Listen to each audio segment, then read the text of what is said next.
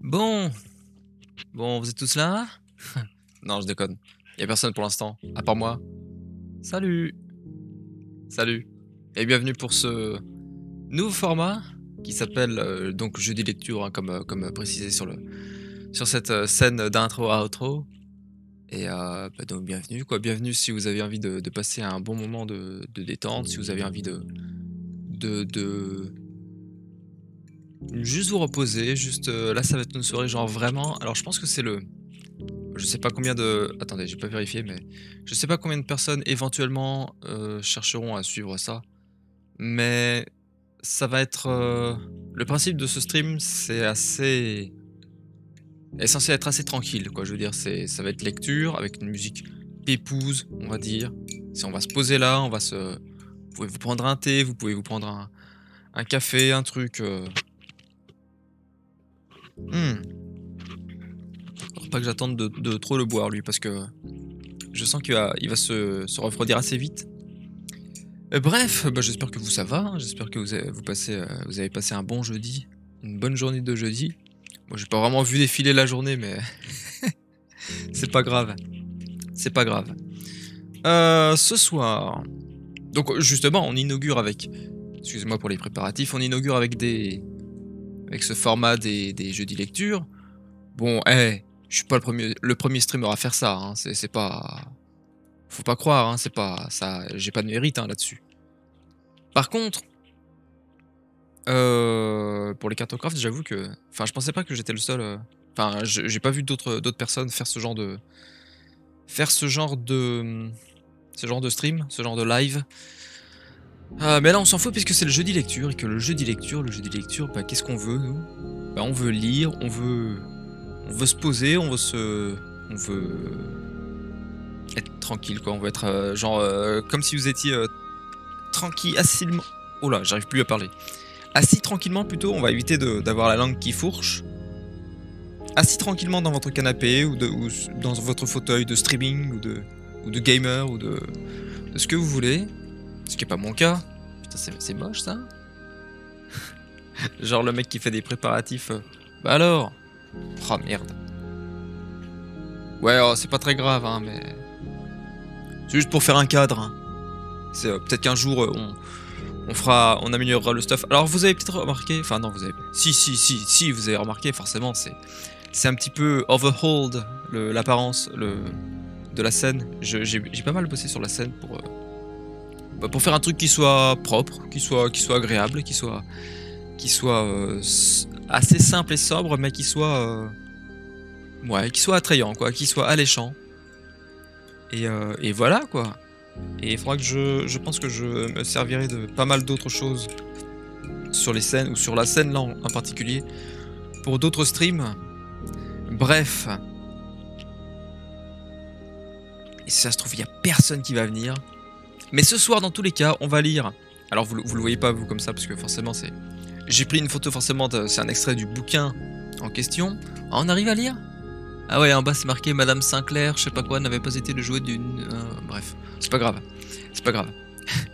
Et en gros, la photo vient de ce bouquin-là. Bon, malheureusement, c'est le dos, c'est ça? Je crois que c'est le dos. Ça, ouais, la quatrième de couverture, donc ça c'est le dos. Le dos du livre, malheureusement, est complètement éclaté.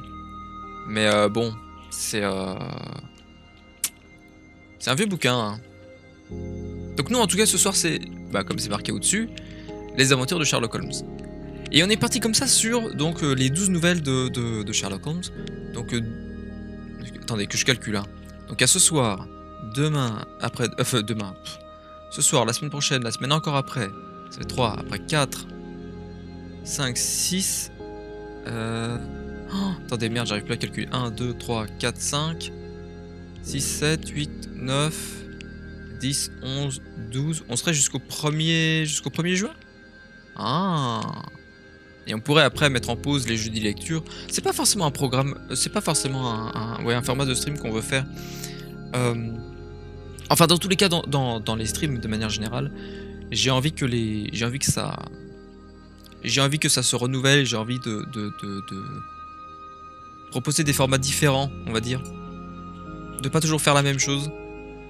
Et de revenir plus tard sur un format en particulier et de pas...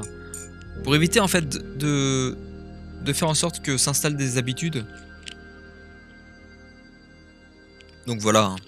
Enfin c'est bien de créer des habitudes mais c'est bien aussi de changer quoi justement. Et donc là typiquement bah on a les... Bah maintenant tous les jeudis pendant facilement 3 mois quoi. Enfin jusqu'en début juin à peu près. On aura ces jeudis lecture avec Sherlock Holmes. On fera peut-être... Il y a une préface dedans, dans le bouquin que j'ai. Je sais pas si ça vous intéresse que je la lise. Genre à la fin de... Elle fait genre 45 pages, je crois. Mais c'est intéressant, mais c'est pas non plus nécessaire. Enfin... Attendez, c'est pas le premier... Ah ouais. Ah voilà, c'est ça. Les aventures de Sherlock Holmes, ça a été publié pour la première fois en 1892. La nouvelle là qu'on va lire, elle est de 1891 je crois. Mais là c'est l'année d'après. Ça a dû être publié en juillet je crois. J'avais vérifié hier. Et mais le premier roman même en fait, hein, le premier écrit et qui est un roman de Sir Arthur Conan Doyle, c'est une étude en rouge. A Study in Scarlet. Donc on dirait peut-être plutôt une étude d'écarlate, mais c'est... On a dû le traduire. Ouais, c'est ça, une étude en rouge ou étude en rouge. Et il y a également le signe des 4, The Sign of Four, qui a été publié en 1889. Donc 2 ans après. Bref. Est-ce que ça vous tente? Moi je dis ça, là on est... Attendez, ça fait... Combien de temps ça fait? Ça fait 7 minutes que je parle pour rien. Non, je déconne. Mais j'espère que ça va être un stream agréable. Pour vous, comme pour moi. Bon, pour moi, normalement, pas de soucis. Comment je fais avec ça? Est-ce que je le fais tenir de... Il me faudrait un truc, il me faudrait un support de livre. Parce que l'avoir là, comme ça, c'est bien. Mais j'aimerais bien l'avoir genre là, juste devant. Ce serait tellement plus simple. Bon, on va commencer avec un scandale en Bohème. Vous êtes prêts? Allez, bah un scandale en Bohème. Hein. Pour Sherlock Holmes, elle est LA femme. Il la juge tellement supérieure à tout son sexe. Bon, doucement, hein, doucement, pas de... Il la juge tellement supérieure à tout son sexe qu'il ne l'appelle presque jamais par son nom. Elle est, et elle restera, LA femme. Aurait-il donc éprouvé à l'égard d'Irene Adler un sentiment voisin de l'amour? Absolument pas. Son esprit lucide, froid, admirablement équilibré, répugnait à toute émotion en général et à celle de l'amour en particulier. Je tiens Sherlock Holmes pour la machine à observer et à raisonner la plus parfaite qui ait existé sur la planète. Amoureux, il n'aura plus été le même. Lorsqu'il parlait des choses du cœur, c'était toujours pour les assaisonner d'une pointe de raillerie ou d'un petit rire ironique. Certes, en tant qu'observateur, il les appréciait. N'est-ce pas par le cœur que s'éclairent les mobiles et les actes des créatures humaines? Mais en tant que logicien professionnel, il les répudiait. Dans un tempérament aussi délicat, aussi subtil que le sien, l'irruption d'une passion aurait introduit un élément de désordre dont aurait pu pâtir la rectitude de ses déductions. Il s'épargnait donc les émotions fortes, et il mettait autant de soin à s'en tenir à l'écart qu'à éviter, par exemple, de fêler l'une de ses loupes ou de semer des grains de poussière dans un instrument de précision. Telle était sa nature. Et pourtant, une femme l'impressionna. La femme, Irene Adler, qui laissa néanmoins un souvenir douteux et discuté. Pour ça, c'est le premier paragraphe. Hein, on y va mollo.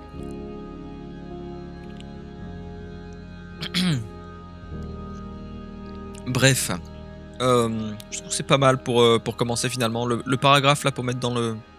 Pour servir d'ouverture sur ce format-là, c'est peut-être pas si mal que ça. Ah oui, j'ai pas précisé, hein, à droite, hein, si jamais vous écrivez des messages, c'est le chat. Hein. Si j'écris, par exemple... attendez. Juste pour vous donner une... voilà, paf. Normalement ça apparaît, puis ça apparaît, tout va bien. Presque en instantané, donc... Voilà, si jamais vous avez envie de passer, de laisser un message, faites ce que vous voulez, hein, je suis pas là pour vous dire quoi faire, vous êtes assez grand pour le faire. Et puis voilà. On continue? On continue. Ces derniers temps, je n'avais pas beaucoup vu Holmes. Mon mariage... Alors c'est Watson qui parle en fait, hein, je précise pour ceux qui savent pas, mais... Ces derniers temps, je n'avais pas beaucoup vu Holmes. Mon mariage avait séparé le cours de nos vies. Toute mon attention se trouvait absorbée par mon bonheur personnel, si complet, ainsi que par les 1000 petits soucis qui fondent sur l'homme qui se crée un vrai foyer. Putain, j'imagine. J'imagine, ouais, j'aimerais trop vivre ça, mais... Malheureusement, tout seul, on peut pas... Enfin, bref. De son côté, Holmes s'était isolé dans notre meublé de Baker Street. Son goût pour la bohème s'accommodait mal de toute forme de société. Enseveli sous de vieux livres, il alternait la cocaïne et l'ambition. Il ne sortait de la torpeur de la drogue que pour se livrer à la fougueuse énergie de son tempérament. Il était toujours très attiré par la criminologie. Aussi occupait-il ses dons exceptionnels à dépister quelques malfaiteurs et à élucider des énigmes que la police... Pardon. Aussi occupait-il ses dons exceptionnels à dépister quelques malfaiteurs et à élucider des énigmes que la police officielle désespérait de débrouiller. Divers échos de son activité m'étaient parvenus par intervalles, notamment son voyage à Odessa. Odessa, tiens, surtout en ce moment. Notamment son voyage à Odessa où il avait été appelé pour le meurtre des Trepov, la solution qu'il apporta au drame ténébreux qui se déroula entre les frères Atkinson de Trincomalee, enfin la mission qu'il réussit fort discrètement pour la famille royale de Hollande. En dehors de ces manifestations de vitalité, dont j'avais simplement connaissance par la presse quotidienne, j'ignorais presque tout de mon ancien camarade et ami. Alors je crois que c'est écrit, je suis pas sûr que ce soit écrit dans un ordre... Enfin l'histoire dans un ordre forcément chronologique, mais je vérifie juste par rapport aux bouquins qui ont été faits, parce que là on nous parle des... C'est Watson qui nous parle des frères Atkinson de Trincomalee et d'une famille royale de Hollande, bon bref. Il me semble... Je suis pas certain. Sidney 4, Stalin Scarlett... Bah je suis pas sûr. Ouais, j'en sais rien. Vous savez quoi, j'en sais rien du tout. J'en sais rien. C'est pas grave. C'est pas grave. Un soir, c'était le 20 mars 1888, 1888 en français si vous préférez. Bah voilà, il y a presque... Il y a 135 ans, c'est ça? Non, n'importe quoi. C'est fictif, hein, évidemment. Prenez pas ça au pied de la lettre. Hein. Un soir donc, c'était le 20 mars 1888, et j'avais visité un malade et je rentrais chez moi, car je m'étais remis à la médecine civile, lorsque mon chemin me fit passer par Baker Street. Devant cette porte dont je n'avais pas perdu le souvenir et qui sera toujours associée dans mon esprit au prélude de mon mariage comme aux sombres circonstances de l'étude en rouge, la Stalin Scarlett, donc publiée en 1887, hein, je fus empoigné par le désir de revoir Holmes et de savoir à quoi il employait ses facultés extraordinaires. Ses fenêtres étaient éclairées. Levant les yeux, je distinguai même sa haute silhouette mince qui par deux fois se profila derrière le rideau. Il arpentait la pièce d'un pas rapide, impatient. Sa tête était inclinée sur sa poitrine, ses mains croisées derrière son dos, pardon. Je connaissais suffisamment son humeur et ses habitudes pour deviner qu'il avait repris son travail. Délivré des rêves de la drogue, il avait dû se lancer avec ardeur sur une nouvelle affaire. Je sonnai et je fus conduit à l'appartement que j'avais jadis partagé avec lui. Il ne me prodigua pas d'effusion. Les effusions n'étaient pas son fort. Mais il fut content, je crois, de me voir. À peine me dit-il un mot. Toutefois, son regard bienveillant m'indiqua un fauteuil. Il me tendit un étui à cigare. Son doigt me désigna une cave à liqueur et une bouteille d'eau gazeuse dans un coin. Pensant de l'eau gazeuse déjà à l'époque. Incroyable, hein? Puis il se tint debout devant le feu et me contempla de haut en bas, de cette manière pénétrante qui n'appartenait qu'à lui. Le mariage vous réussit, observa-t-il. Ma parole, Watson, vous avez pris 7 livres et demi depuis que je vous ai vu. Le poids, c'est le poids, hein, c'est pas... Je précise, mais... parce que comme le langage n'est pas toujours le même qu'aujourd'hui... Et 7, répondis-je. 7 répondis-je. Vraiment? J'aurais cru un peu plus. Juste un tout petit peu plus, j'imagine, Watson. Et vous avez recommencé à faire de la clientèle, à ce que je vois. Vous ne m'aviez pas dit que vous aviez l'intention de reprendre le collier. Ah, alors comment le savez-vous? Je le vois, je le déduis. Comment sais-je que récemment vous vous êtes fait tremper et que vous êtes nanti d'une bonne maladroite et peu soigneuse? Et que vous êtes nanti d'une bonne, pardon, qui est maladroite et peu soigneuse, oui. Ouais, une bonne à tout faire, quoi. Enfin, une boniche, mais pas sa femme. Moi, j'ai cru que Sherlock Holmes parlait de sa femme. Mais c'est pas sa femme, c'est une servante, quoi. Comme ça se faisait à l'époque chez les bourgeois, en gros. Les bourgeois de Londres, de...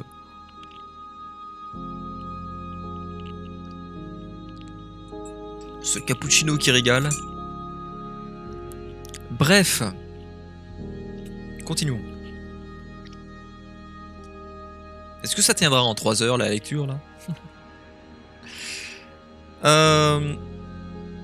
Donc oui, une bonne maladroite et peu soigneuse.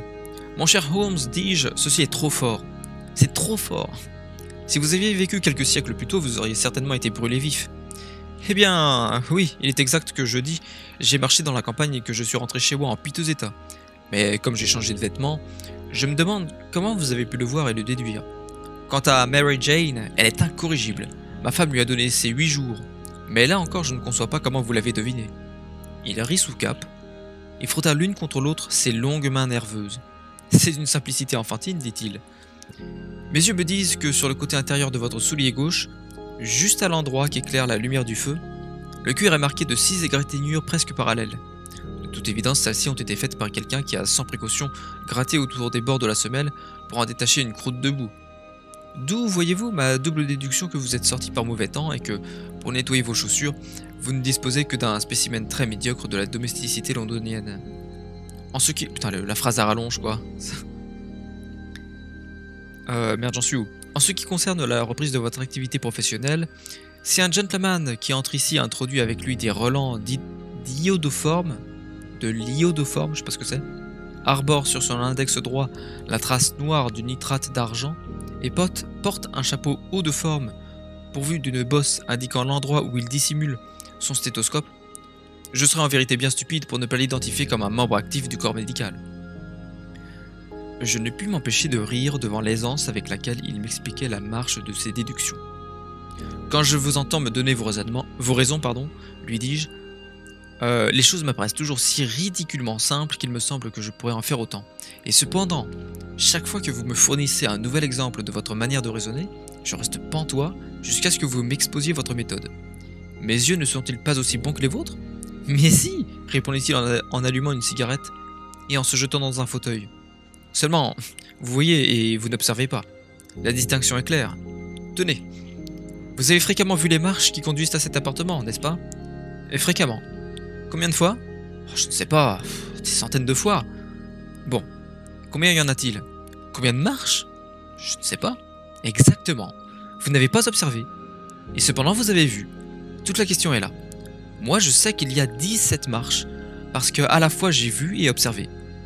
À propos, puisque vous vous intéressez à ces petits problèmes et que vous avez été assez bon pour relater l'une ou l'autre de mes modestes expériences, peut-être vous intéresserez-vous à ceci.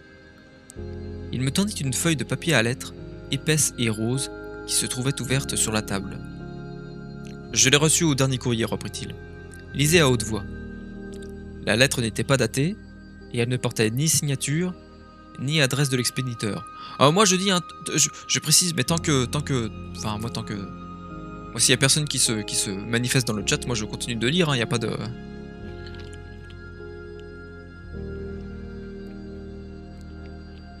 Je m'arrête pas, on va dire. Je m'arrête pas ou peu. Bref. Donc on va lire, hein. La lettre n'était pas datée et elle ne portait ni signature ni adresse de l'expéditeur. Donc là on va faire Watson, qui lit à haute voix. On vous rendra visite ce soir à 18h moins le quart. Il s'agit d'un gentleman qui désire vous consulter sur une affaire de la plus haute importance. Les récents services que vous avez rendus à l'une des cours d'Europe ont témoigné que vous êtes un homme à qui l'on peut se fier en sécurité pour des choses capitales. Les renseignements sur vous nous sont de différentes sources venues. Soyez chez vous à cette heure-là et ne vous formalisez pas si votre visiteur est masqué. Voilà qui est mystérieux au possible, dis-je. À votre avis, qu'est-ce que ça signifie? Qu'est-ce que cela signifie? Je n'ai encore aucune donnée. Et bâtir une théorie avant d'avoir des données est une erreur monumentale. Insensiblement, on se met à torturer les faits pour qu'ils collent avec la théorie, alors que ce sont les théories qui doivent coller avec les faits. Mais, de la lettre elle-même, que déduisez-vous? J'examinais attentivement l'écriture et le papier. De son auteur est sans doute assez fortuné, remarquai-je, en m'efforçant d'imiter la méthode de mon camarade. Un tel papier coûte au moins une demi-couronne le paquet. Il est particulièrement solide, fort. Particulièrement, vous avez dit le mot. Ce n'est pas un papier fabriqué en Angleterre. Regardez-le en transparence. J'obéis, et je vis un grand E avec un petit G, un P et un grand G avec un petit T en filigrane dans le papier. Qu'est-ce que vous en pensez? Demanda Holmes. Le nom du fabricant, probablement? Ou plutôt son monogramme? Pas du tout. Pas du tout. Le G, le grand G avec le petit T, signifie Gesellschaft, qui est la traduction allemande de compagnie. Je sais pas si je prononce bien. Mais... S'il y a des germanophones dans le chat, donc Gesellschaft, qui est la traduction allemande de compagnie. C'est l'abréviation courante qui correspond à notre C, grand C, puis IE, quoi. Là, on fait pareil en français. Ah bah oui, bah c'est le même mot en fait. Hein. C'est le même mot, compagnie ou... Company, c'est peut-être company... Ouais, peu importe. Bah, c'est la même chose, c'est le même sigle en français. Enfin bref. P, bien sûr, veut dire papier. Maintenant, voici egg, E-G, quoi. Ouvrons notre informateur continental. Il s'empara d'un lourd volume marron. Eglov, Eglonitz. Nous y sommes, Egria. Situé dans une région de langue allemande, en Bohême, pas loin de Karlsbad. Je sais même pas où c'est. Enfin, en Bohême, il a dit, donc en République tchèque. Quoi. Je vais vérifier juste où c'est, Karlsbad. On est là pour ça aussi, on est là pour s'instruire, on n'est pas là pour... La première fois que j'avais lu le bouquin, je pouvais pas vérifier sur internet, je pouvais pas... Carlsbad, municipalité en Californie. Donc pas du tout. Ah voilà, et là Carlsbad ou Carlsbad avec un K est un nom allemand de localité signifiant le bain ou le spa de Charles. En l'occurrence Charles IV du Saint-Empire, d'accord. République tchèque, ce serait ça. La ville de Karlovy Vary en République tchèque, ce serait ça. Hein. Karlovy Vary, qui est une ville assez importante, donc dans l'ouest de la République tchèque, en gros, si vous préférez. Ah.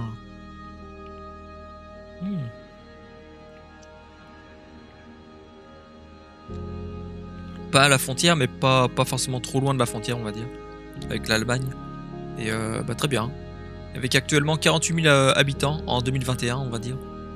Enfin, autour de 48 000, quoi. Ah, très bien, très bien, très bien. Très bien, très bien, très bien. Qu'il y avait à l'époque où Arthur Conan Doyle a écrit le bouquin, vers 1890, une ville qui comptait 28 000 habitants. Donc, bah une ville, quoi. Une ville, voilà. Une ville.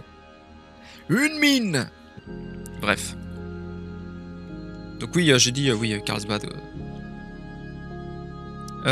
Attendez, que je reprenne. Oui, voilà. Eglov, Eglonitz, nous y sommes. Egria. Situé dans une région de langue allemande, en Bohême, pas loin de Carlsbad. Peut-être qu'à l'époque on parlait allemand sur place. Célèbre parce que Wallenstein y trouva la mort, et pour ses nombreuses verreries et papeteries. Ah, mon cher, qu'en dites-vous? Ses yeux étincelaient. Il souffla un gros nuage de fumée bleue et triomphale. Le papier a donc été fabriqué en Bohême, dis-je. En effet. Et l'auteur de la lettre est un Allemand. J'ai un souci avec ça? Oh la vache. Avez-vous remarqué la construction particulière de la phrase « Les renseignements sur vous nous sont de différentes sources venues » Ni un Français, ni un Russe... Et Russe Ni un Français, ni un Russe ne l'aurait écrite ainsi. Il n'y a qu'un Allemand pour être aussi discourtois avec ses verbes. C'est sympa pour les Allemands, mais bon. Il reste toutefois à découvrir ce que me veut cet Allemand qui m'écrit sur papier de Bohême et préfère porter un masque plutôt que de me laisser voir son visage. D'ailleurs, le voici qui arrive, sauf erreur, pour lever tous nos doutes. Tandis qu'il parlait, j'entendis des sabots de chevaux, puis un grincement de roues contre la bordure du trottoir, enfin un vif coup de sonnette. Holmes sifflota. D'après le bruit, 2 chevaux. Oui, confirma-t-il après avoir jeté un coup d'œil par la fenêtre. Un joli petit landau ou landau peut-être. Parce que c'est écrit L-A-N-D-A-U. Pareil, je vais chercher le terme. Attendez. Faut que j'enlève juste ça. Un landau ou landau. Landau. Et on est là pour s'instruire hein, aussi, avec les jeux de lecture. Ah oui, landau, L-A-N-D-A-U.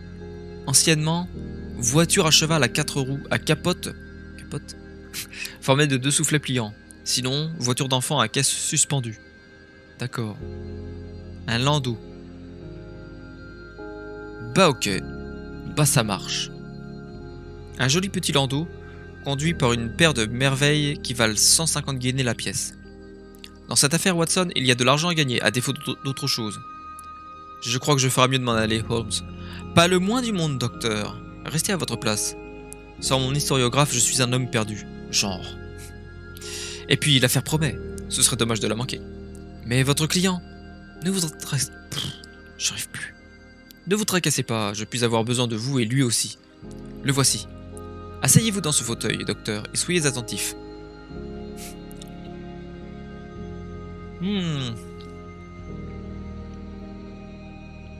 Un homme entra. Il ne devait pas mesurer moins de 2 mètres, et il était pourvu d'un torse et de membres herculéens. Il était richement vêtu, d'une opulence qui, en Angleterre, passait presque pour du mauvais goût. De lourdes bandes d'astrakan, ah ouais, d'accord, barraient les manches et les revers de son veston croisé. Le manteau bleu foncé, qu'il avait jeté sur ses épaules, était doublé d'une soie couleur de feu et retenu au cou par une aigue marine flamboyante. Des demi-bottes qui montaient jusqu'au mollet et dont le haut était garni d'une épaisse fourrure brune complétaient l'impression d'un faste barbare. Il tenait un chapeau à large bord, et la partie supérieure de son visage était recouverte d'un masque noir qui descendait jusqu'aux pommettes. Il avait dû l'ajuster devant la porte, car sa main était encore levée lorsqu'il entra. Le bas du visage révélait un homme énergique, volontaire. La lèvre épaisse et tombante, ainsi qu'un long menton droit, suggéraient un caractère résolu pouvant aller à l'extrême de l'obstination. J'arrive plus. « Vous avez lu ma lettre ?» demanda-t-il d'une voix dure, profonde, fortement timbrée d'un accent allemand. Je vous disais que je viendrais. Ils nous regardaient l'un après l'autre. Évidemment, ils ne savaient pas auquel s'adresser. « Asseyez-vous, je vous prie, dit Holmes. Voici mon ami et confrère, le docteur Watson, qui est parfois assez complaisant pour m'aider. À qui ai-je l'honneur de parler? Considérez que vous parlez au comte Van Cram, gentilhomme de Bohême. Dois-je comprendre que ce gentleman qui est votre ami est homme d'honneur et de discrétion, et que je puis lui confier des choses de la plus haute importance? Sinon, je préférerais m'entretenir avec vous seul. » L'imitation de l'accent allemand. Je me levai pour partir, mais Holmes me saisit par le poignet et me repoussa dans le fauteuil. « Ce sera tous les deux ou personne, déclara-t-il. Devant ce gentleman, vous pouvez dire tout ce que vous me diriez à moi seul. » Le comte haussa les épaules. Haussa ses larges épaules, j'arrive plus à... Ah voilà, là il y a de la lumière. Calé... Oh, je suis vraiment assis... J'ai le livre calé entre les genoux, là, c'est... Bah ma foi... Ça c'est un peu chiant. Ouais, oh, bon, bref. Le comte haussa ses larges épaules. Oui, ok. Alors je commence, dit-il, par vous demander le secret le plus absolu pendant 2 années. Passé ce délai, l'affaire n'aura plus d'importance. Pour l'instant, je n'exagère pas en affirmant qu'elle risque d'influer sur le cours de l'histoire européenne. Vous avez ma parole, dit Holmes. Et la mienne, là c'est Watson, hein, évidemment. Pardonnez-moi ce masque, poursuivit notre étrange visiteur. L'auguste personne qui m'emploie désire que son collaborateur vous demeure inconnu. Et je vous avouerai tout de suite que le titre sous lequel je me suis présenté n'est pas exactement le mien. Donc là il en dit trop, hein. Je m'en doutais, fit sèchement Holmes. Les circonstances sont extrêmement délicates. Il ne faut reculer devant aucune précaution pour étouffer tout germe de ce qui pourrait devenir un immense scandale et compromettre gravement l'une des familles régnantes de l'Europe. Et pour parler clair, l'affaire concerne la grande maison d'Ormstein, d'où sont issus les rois héréditaires de Bohême. Je le savais aussi, murmura Holmes en s'installant dans un fauteuil et en fermant les yeux. Notre visiteur contempla avec un visible étonnement la silhouette dégingandée, nonchalante de l'homme qui lui avait été sans nul doute dépeint comme le logicien le plus incisif et le policier le plus dynamique de l'Europe. Holmes rouvrit les yeux avec lenteur pour dévisager non sans impatience son client. « Si votre majesté daigne condescendre à exposer le cas où elle se trouve, observa-t-il, je serai plus à même de la conseiller. » L'homme bondit hors de son fauteuil pour marcher de long en large, sous l'effet d'une agitation qu'il était incapable de contrôler. Puis, avec un geste désespéré, il arracha le masque qu'il portait et le jeta à terre. Fla !« Vous avez raison, s'écria-t-il. Je suis le roi. Pourquoi m'efforcerais-je de vous le cacher ? Pourquoi, en effet, dit Holmes presque à voix basse. Votre Majesté n'avait pas encore prononcé une parole que je savais que j'avais en face de moi. Wilhelm Gottsreich, Wilhelm Gottsreich, Sigismund von Ormstein. Oh, les noms allemands, c'est compliqué. Wilhelm Gottsreich Sigismund von Ormstein, grand-duc de Kassel-Fallstein et roi héréditaire de Bohême. Alors Gottsreich, ce serait genre... Alors Gott, ça doit être Dieu, puis Reich, genre royaume, empire ou je sais pas quoi. Mais vous pouvez comprendre, reprit notre visiteur étranger, qui s'était rassis tout en passant sa main sur son front haut et blanc. Vous pouvez comprendre que je ne suis pas habitué à régler ce genre d'affaires par moi-même. Et pourtant, il s'agit d'une chose si délicate que je ne pouvais la confier à un collaborateur quelconque sans tomber sous sa coupe. Je suis venu incognito de Prague dans le but de vous consulter.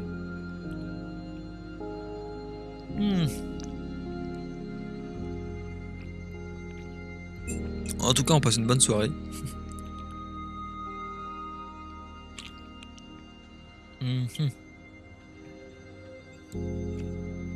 Et il n'y a plus rien. Il n'y a plus rien dedans. Voilà.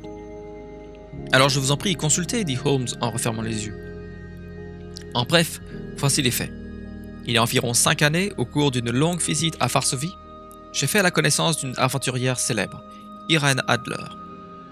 Son nom vous dit sûrement quelque chose.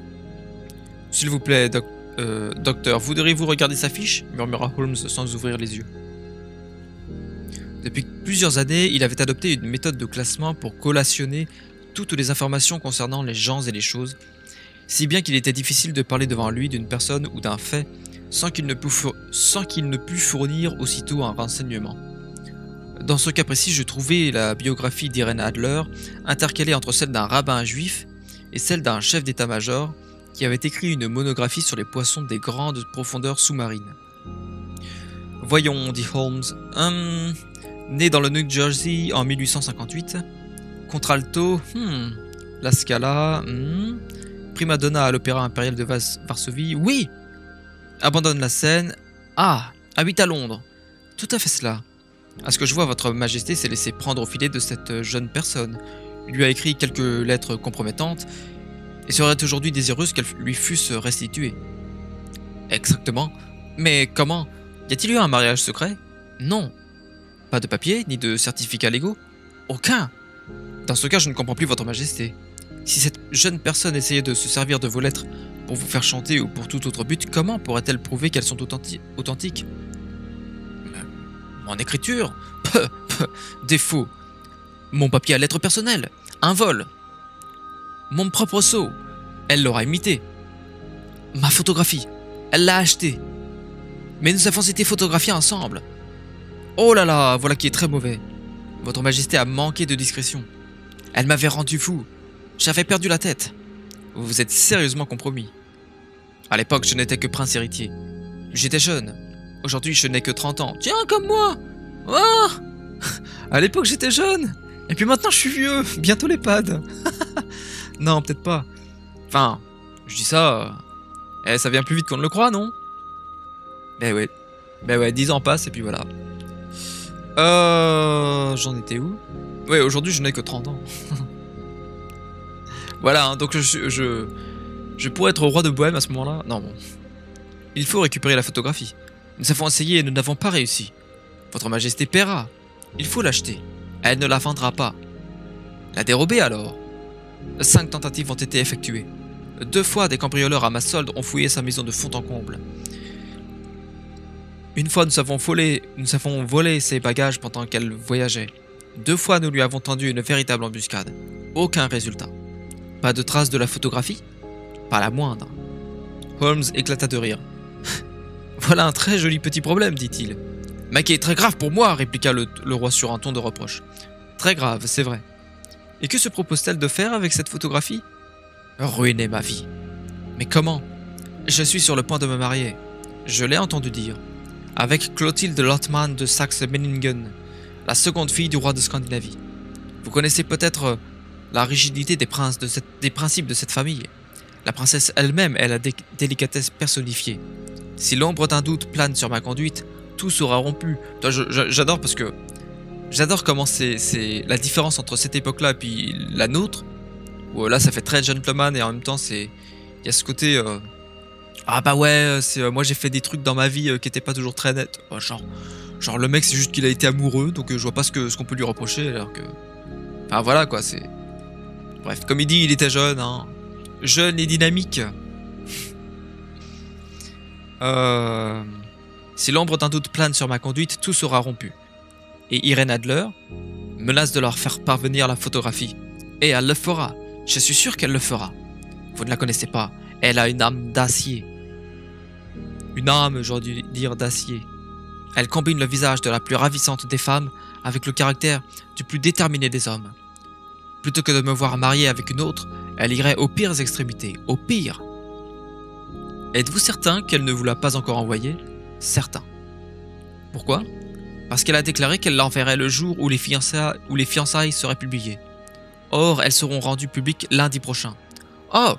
Nous avons encore 3 jours devant nous, laissa tomber Holmes en étouffant un bâillement. Heureusement car j'ai pour l'heure 1 ou 2 affaires importantes à régler. Votre Majesté ne quitte pas Londres?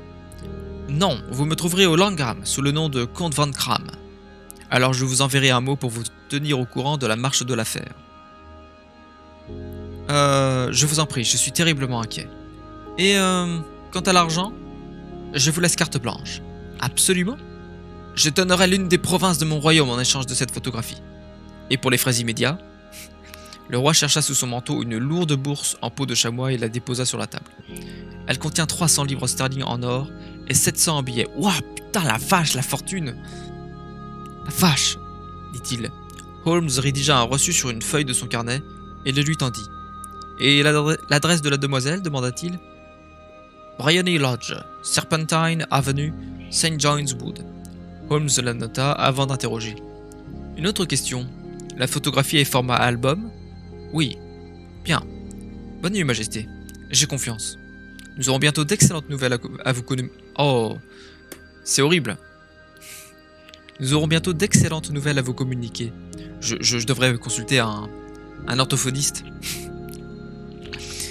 Et à vous aussi. Bonne nuit, Watson, ajouta-t-il lorsque les roues du landau royal s'ébranlèrent pour descendre la rue. Et si vous avez la gentillesse de passer ici demain après-midi, à 3 h, je serai heureux de bavarder un peu avec vous. Ça, c'est la fin de la partie 1. Donc on a mis 30 minutes, hein. On a mis une demi-heure pour la première partie. Puisque c'est numéroté, hein, y a cette première partie de... où c'est surtout la rencontre avec ce fameux comte Van Cram qui est donc le roi de Bohême. On commence la seconde. Je vérifie juste un truc. Je vais même taper la nouvelle Un scandale en Bohême. Voilà. A Scandal in Bohemia. Ah ouais, avec la photo de... L'illustration de Sidney Paget. Ah oui, il y avait un illustrateur à l'époque qui s'appelait Sidney Paget. Ou Sidney Paget. Qui est mort jeune, je crois. Et c'est ça, c'est l'illustrateur original de la série des aventures de Sherlock Holmes. Voilà, c'est ça. Il est notamment à l'origine de l'imagerie régulièrement associée à Holmes en lui faisant porter un Deerstalker. Ah, c'est quoi? Ok, c'est un chapeau anglais qui se porte à la campagne. Et un manteau à rotonde, ainsi qu'en lui faisant fumer une pipe calebasse. Des détails qui ne sont pas mentionnés par l'auteur des enquêtes, mais qui ont contribué à fortement iconiser le personnage. C'est logique, le mec c'est un contemporain, il est né le 4 octobre 1860, et Conan Doyle, il est alors peut-être un poil plus vieux? Ah non, il est né le 22 mai 1859, c'est la même génération. C'est juste que Conan Doyle est décédé en 1930 à 71 ans. Et ah oui, le Deerstalker. Stroke, je vois. Si vous avez envie de chercher. Et, et Sidney Paget est mort en 1908 à 47 ans. Ok. Ok. Blaise Army, il a fait partie de l'armée britannique. Il était illustrateur de presse et de littérature anglais, voilà, en particulier pour le Strand Magazine. Ok, bref.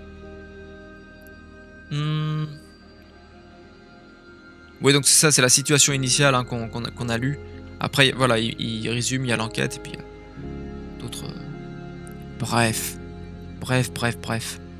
Peut-être garder la page au cas où, enfin ça m'intéresse. Bref. On va lire la suite. Let's go. On est parti pour la seconde partie. Putain le mec. Bref. Partie 2 donc. À 3h précises, j'étais à Baker Street, mais Holmes n'était pas encore de retour. La logeuse m'indiqua qu'il était sorti un peu après 8h du matin. Je m'assis au coin du feu, ok un feu qui est allumé, ok cool, avec l'intention de l'attendre aussi longtemps qu'il le faudrait. Déjà cette histoire me passionnait. Elle ne se présentait pas sous l'aspect lugubre des 2 crimes que j'ai déjà relatés. Toutefois, sa nature même ainsi que la situation élevée de son héros lui conféraient un intérêt spécial. Juste un aparté, c'est ça que j'aime en fait dans les aventures de Sherlock Holmes et qu'on trouve pas forcément dans la plupart des enquêtes policières qui s'en inspirent, puisque c'est ça en fait. Avant, il n'y avait pas d'écriture policière ou d'enquête et enfin de narration d'enquête. Et c'est Conan Doyle qui est le précurseur en fait avec Sherlock Holmes. Ce qui est pour moi en fait le meilleur de l'enquête, même si des Hercule Poirot ou d'autres trucs c'est très bien aussi, hein, c'est pas... Et le truc c'est que... qu'est-ce que je voulais dire? Qu'est-ce que je voulais dire? Ça y est, j'ai perdu ce que je voulais dire en cours de route. Enfin bref, c'est... Oui, qu'il n'y a pas forcément des meurtres. Aujourd'hui, dans toutes les enquêtes, dans tous les trucs qui passent à la télé, c'est soit des meurtres, soit des enlèvements, et souvent des meurtres, quoi. Ça innove pas, quoi. C'est toujours la même chose. C'est jamais des enquêtes du style, bah tiens, j'ai perdu un objet, ou je sais pas, enfin... Pour plein de raisons, en fait, pour plein de... C'est toujours les mêmes ressorts, en fait. C'est toujours... Alors que là, je trouve que ça varie un peu plus. En tout cas, on n'est pas habitué, disons. Et c'est ça qui rend aussi les aventures de Sherlock Holmes si précieuses. Bref, je poursuis. Par ailleurs, la manière qu'avait mon ami de maîtriser une situation et le spectacle de sa logique incisive, aiguë, me procurait un vif plaisir. J'aimais étudier son système de travail et suivre de près les méthodes subtiles autant que hardies, grâce auxquelles il désembrouillait les écheveaux les plus inextricables. J'étais si accoutumé à ses succès que l'hypothèse d'un échec ne m'effleurait même pas. Il était près de 4 heures quand la porte s'ouvrit pour laisser pénétrer une sorte de valet d'écurie qui semblait pris de boisson. Rougeau, hirsute, il étalait de gros favoris, donc les favoris, hein, la barbe quoi, et ses vêtements étaient minables. L'étonnant talent de mon ami pour se déguiser m'était connu, mais j'ai dû le regarder à 3 reprises avant d'être sûr que c'était bien lui. Il m'adressa un signe de tête et disparut dans sa chambre, d'où il ressortit 5 minutes plus tard, habillé comme à son ordinaire d'un respectable costume de tweed. Il plongea les mains dans ses poches, allongea les jambes devant le feu et partit d'un rire joyeux qui dura plusieurs minutes. « Eh bien, ça alors !» s'écria-t-il. Il suffoquait. Il se reprit à rire, et il rit de si bon cœur qu'il dut s'étendre, à court de souffle, sur son canapé. Que se passe-t-il? C'est trop drôle. Je parie que vous ne devinerez jamais comment j'ai employé ma matinée, ni ce que j'ai fini par faire. Je ne sais pas. Je suppose que vous avez surveillé les habitudes et peut-être la maison de mademoiselle Irene Adler? C'est vrai. Mais la suite n'a pas été banale. Je vais tout vous raconter. Ce matin, j'ai quitté la maison un peu après 8 heures, déguisé en valet d'écurie, cherchant de l'embauche. Car entre les hommes de chevaux, il existe une merveilleuse sympathie, presque une franc-maçonnerie. Attention, le mot à ne pas dire aujourd'hui. Je sais pas si à l'époque c'était vraiment... est-ce qu'à l'époque la franc-maçonnerie, on parlait de franc-maçonnerie, est-ce que c'était vraiment connoté négativement comme c'est le cas aujourd'hui? Je sais pas. Si vous êtes l'un des leurs, vous saurez en un tournement tout ce que vous désirez tout ce que vous désirez savoir. J'ai trouvé de bonne heure Bryony Lodge. Cette ville-là est un bijou. Située juste sur la route avec un jardin derrière, 2 étages, une énorme serrure à la porte, un grand salon à droite bien meublé, avec de longues fenêtres descendant presque jusqu'au plancher, et pourvu de ces absurdes fermetures anglaises qu'un enfant pourrait ouvrir. Derrière, rien de remarquable, sinon une fenêtre du couloir qui peut être atteinte du toit de la remise. J'ai fait le tour de la maison, je l'ai examinée sous tous les angles, sans pouvoir noter autre chose d'intéressant. J'ai ensuite descendu la rue en flânant, et j'ai découvert, comme je m'y attendais, une écurie dans un chemin qui longe l'un des murs du jardin. J'ai donné un coup de main au valet qui bouchonnait les chevaux. En échange, j'ai reçu une pièce de monnaie, un verre de whisky, un peu de gros tabac pour bourrer 2 pipes, et tous les renseignements dont j'avais besoin sur Mademoiselle Adler. Sans compter ceux que j'ai obtenus sur une demi-douzaine de gens du voisinage et dont je me moque éperdument. Mais il fallait bien que j'écoute aussi leur biographie, n'est-ce pas? Quoi, au sujet d'Irene Adler? Demandai-je. Je fais la distinction à l'oreille entre l'imparfait et le passé simple. Le passé simple, c'est je faisais, et et l'imparfait, ce serait je faisais AI. Enfin bref, c'est comme si je faisais ça, le conditionnel, et quand je ferai ça au futur. Bref, c'est la petite distinction hein, pour. Enfin, c'est comme ça qu'on faisait avant en fait. C'est comme ça qu'on faisait avant pour la distinction dans les temps et dans les différents temps de conjugaison. Et ben je la fais. Parce que c'est plus pratique à l'oral. Au sujet d'Irene Adler, demandai-je.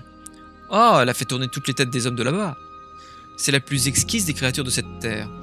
Elle y vit paisiblement, chante à des concerts, sort en voiture chaque jour à 5 heures, pour rentrer dîner à 7 heures précises, rarement à d'autres heures, sauf lorsqu'elle chante. Ne reçoit qu'un visiteur masculin, mais le reçoit souvent. Un beau brun, bien fait, élégant. Il ne vient jamais moins d'1 fois par jour, et plutôt 2. C'est Monsieur Godfrey Norton, membre du barreau. Voyez l'avantage qu'il y a d'avoir des cochers dans sa confidence. Tout cela le connaissent. J'arrive plus à me concentrer. Tout cela le connaissait pour l'avoir ramené chacun une douzaine de fois de Serpentine Avenue. Quand ils eurent vidé leur sac, je fis les 100 pas du côté de la villa, tout en élaborant mon plan de campagne. Et moi, il faut que je me réinstalle parce que là, hop, c'est pas simple pour moi. Bref. Ce Godfrey Norton était assurément un personnage d'importance dans notre affaire. Un homme de loi. Cela s'annonçait mal. Quelle était la nature de ses relations avec Irene Adler et pourquoi la visitait-il si souvent? Était-elle sa cliente, son amie ou sa maîtresse? En tant que cliente, elle lui avait sans doute confié la photographie pour qu'il la garde. En tant que maîtresse, c'était moins vraisemblable. De la réponse à cette question dépendait mon plan. Continuerais-je à travailler à Bryony Lodge? Ou m'occuperais-je plutôt de l'appartement que ce monsieur possédait dans le quartier des avocats? Je crains de vous ennuyer avec ces détails, mais il faut bien que je vous expose toutes mes petites difficultés si vous voulez vous faire une idée exacte de la situation. Je vous écoute attentivement. J'étais en train de peser le pour et le contre dans ma tête quand un fiacre s'arrêta devant Bryony Lodge. Un gentleman en sortit. C'était un très bel homme, brun, avec un nez droit, des moustaches. De toute évidence, l'homme dont on m'avait parlé. Il semblait très pressé, cria au cocher de l'attendre et s'engouffra à l'intérieur dès que la bonne lui eut ouvert la porte. Visiblement, il agissait comme chez lui. Il y avait une demi-heure qu'il était arrivé. J'avais pu l'apercevoir par les fenêtres du salon, marchant dans la pièce à grandes enjambées. Il parlait avec animation et il agitait ses bras. Elle, je ne l'avais pas vue. Soudain, il est ressorti. Il paraissait encore plus nerveux qu'à son arrivée. En montant dans son fiacre, donc c'est les espèces de voitures à l'époque, dirigées par des chevaux. En montant dans son fiacre, il tira une montre en or de son gousset. « Filez comme le vent !» cria-t-il. « D'abord chez Gross et Hanky à Regent Street, puis à l'église Sainte-Monique dans Hedgeware Road. Une demi-guinée pour boire si vous faites la course en 20 minutes. » En 20 minutes, putain. Les voilà partis. Je me demande ce que je dois faire et si je ne ferais pas mieux de les suivre. Quand débouche du chemin un coquet petit landau. Le cocher a son vêtement à demi boutonné, sa cravate sous l'oreille. Les attaches des harnais sortent des boucles. Le landau n'est même pas arrêtée qu'elle jaillit du vestibule pour sauter dedans. Je ne l'ai vue que le temps d'un éclair, mais je peux vous affirmer que c'est une fort jolie femme, et qu'un homme serait capable de se faire tuer pour ce visage-là. À l'église Sainte-Monique, John, crie-t-elle, pardon. Et un demi-souverain si vous y arrivez en 20 minutes. C'est trop beau pour que je rate l'occasion. J'hésite. Vais-je courir pour rattraper le landau et monter dedans, ou me cacher derrière? Au même moment, voici un fiacre. Le cocher regarde à deux fois le client déguenillé qui lui fait signe. Mais je ne lui laisse pas le temps de réfléchir, je saute. À l'église Sainte-Monique, lui dis-je. Et un demi-souverain pour vous si vous y êtes en moins de 20 minutes. Il était midi moins 25. Naturellement, ce qui se manigançait était clair comme le jour. quand vous allez apprendre. Mon cocher fonça. Je ne crois pas que j'ai jamais été conduit aussi vite, mais les autres avaient pris de l'avance.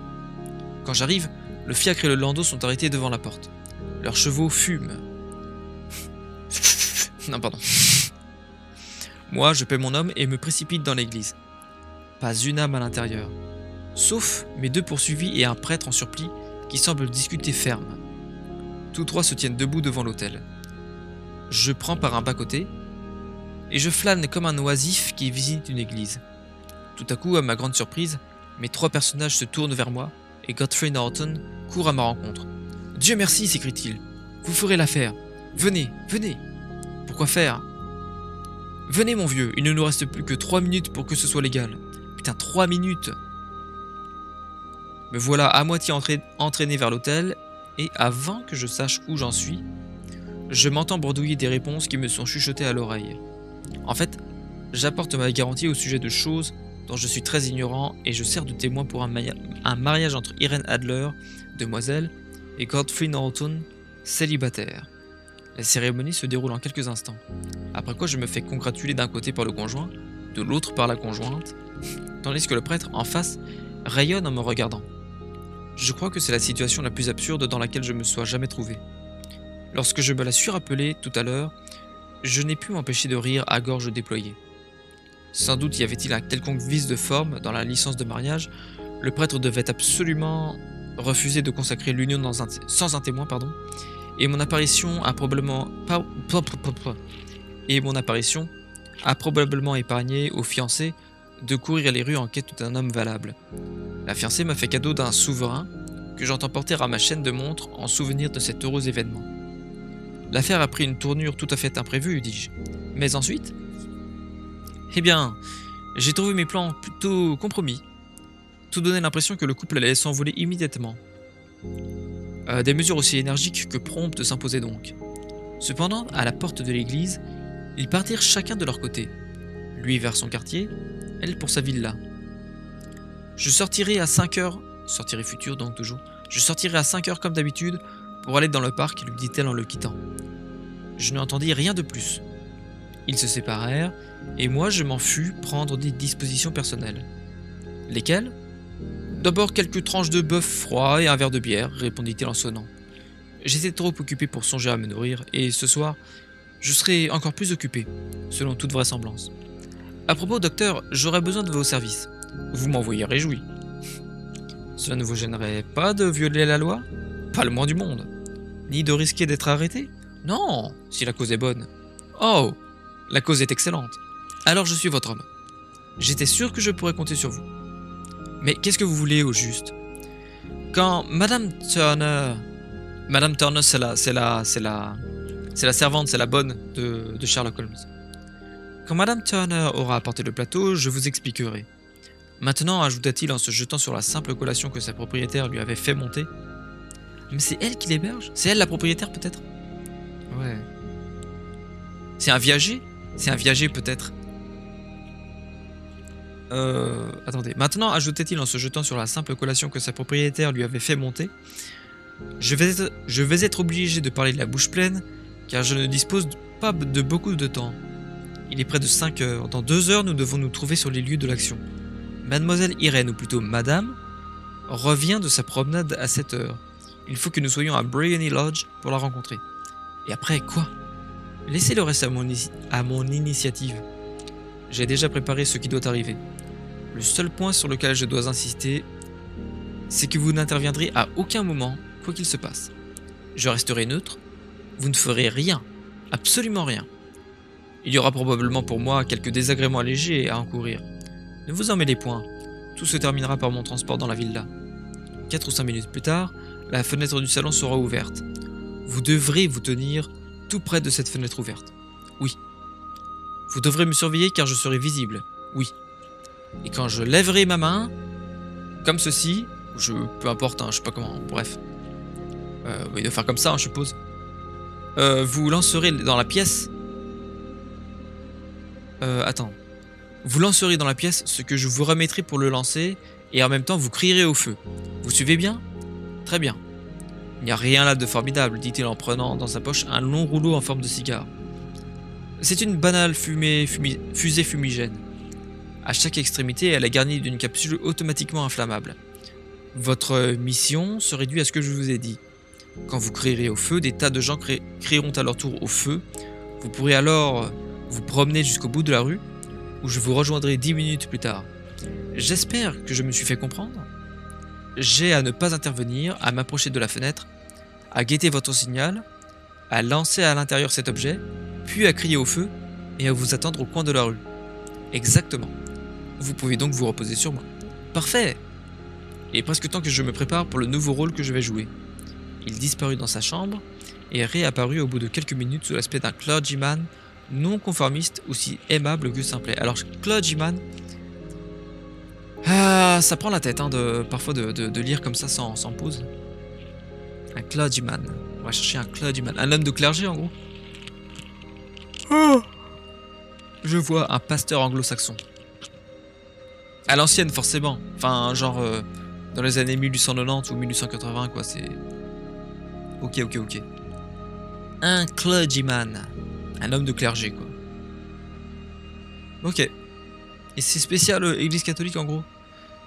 Parce que dans la description... Waouh.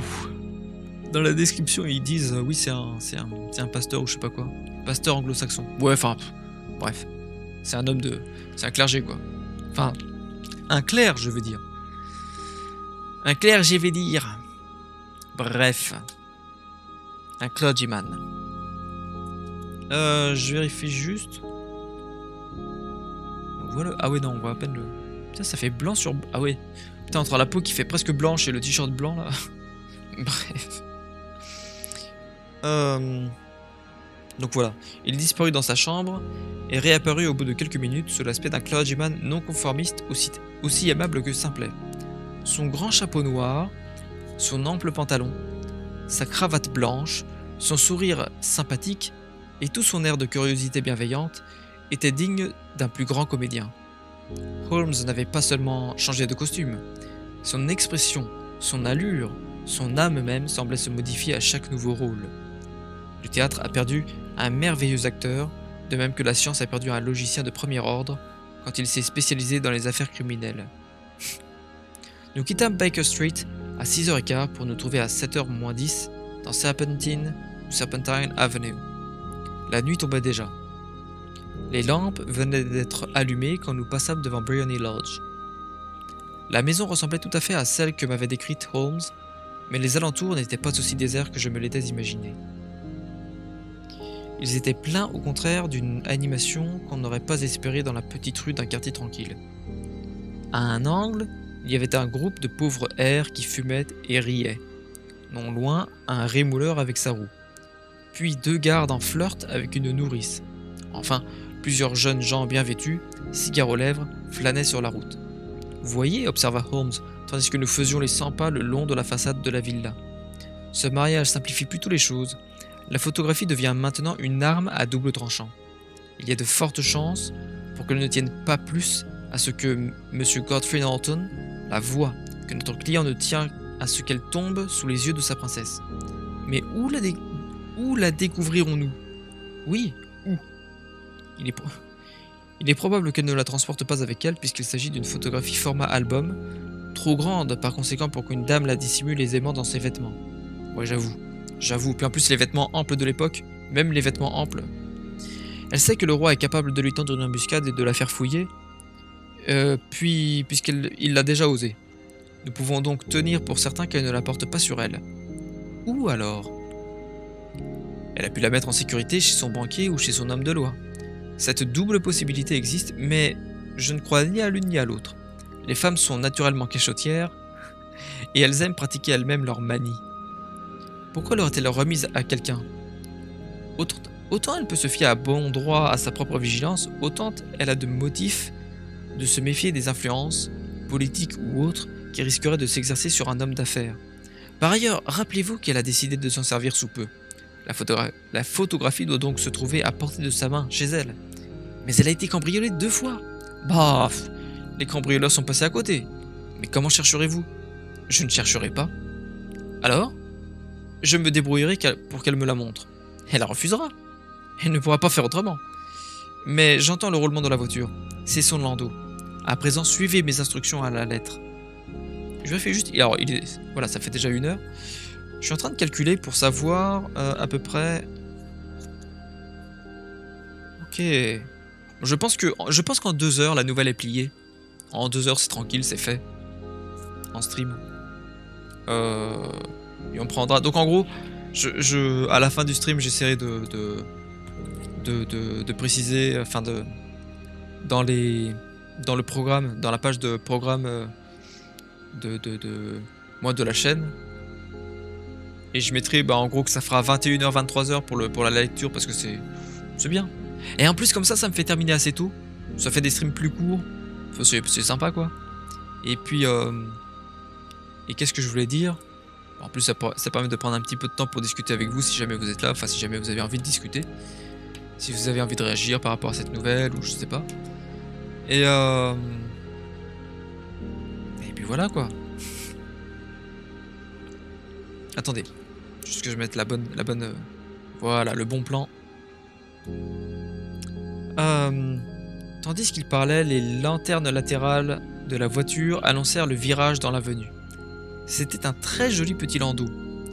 Il roula jusqu'à la porte de Briony Lodge. Au moment où il s'arrêtait, l'un des flâneurs du coin se précipita pour ouvrir la portière dans l'espoir de recevoir une pièce de monnaie.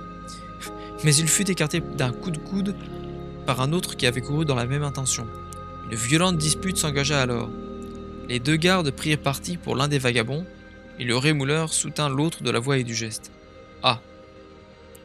Des coups furent échangés, et en un instant, la dame qui avait sauté à bas de la voiture se trouva au centre d'une mêlée confuse d'hommes qui se battaient à grands coups de poing et de gourdin. Holmes, pour protéger la dame, se jeta parmi les combattants. Il est habillé en clergyman, en gros un homme d'église on pourrait dire. En pasteur anglo-saxon. Mais juste comme il parvenait à sa hauteur, il poussa un cri et s'écroula sur le sol, le visage en sang.